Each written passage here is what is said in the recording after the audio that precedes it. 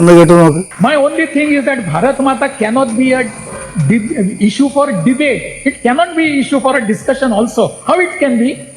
Can my mother be a topic for discussion? How it can be? My mother is mother. It is above everything.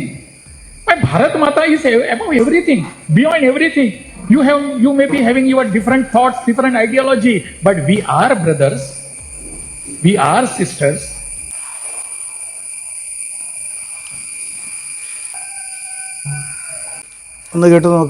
ൊപ്പം 4 കൈകളുള്ള ഒരു ദേവീ രൂപമായാണ് ഭാരതാംബയെ രവിവർമ്മ ചിത്രീകരിച്ചത്.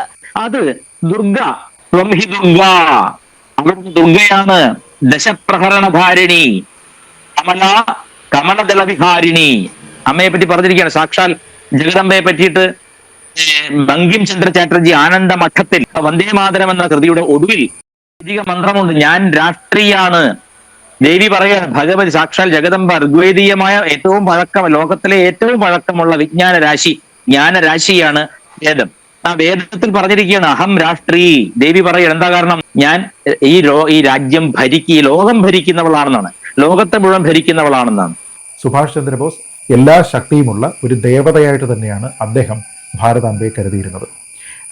അംബേദ്കറിനെ സംബന്ധിച്ചിടത്തോളം ഈ കോൺസെപ്റ്റുകളെ എല്ലാം തന്നെ അദ്ദേഹം എതിർത്തതാണ്. അപ്പൊ അങ്ങനെ നോക്കിക്കഴിഞ്ഞാൽ അംബേദ്കറിന്റെയും ഭഗത് സിംഗിന്റെയും ഒക്കെ ഭാരതമാതാവ് എന്ന സങ്കല്പത്തിനെ വ്യാഖ്യാനിക്കുന്ന രീതികളിൽ ഒരു അപ്പർ കാസ്റ്റിന്റെ ഭാഗമായിട്ടുള്ള പ്രതീകമാണെന്നോ, ദളിത് വിഭാഗത്തിലുള്ള ആൾക്കാരെ ഇത് ഉൾക്കൊള്ളുന്നില്ല തുടങ്ങിയ പല തരത്തിലുള്ള വ്യാഖ്യാനങ്ങൾ പല കാലങ്ങളിലായിട്ട് ഉണ്ടായിട്ടുണ്ട്. അംബേദ്കർ മാത്രമാണ് ഇതിന്റെ ഏറ്റവും കടുത്ത വിമർശകനായിരുന്നു.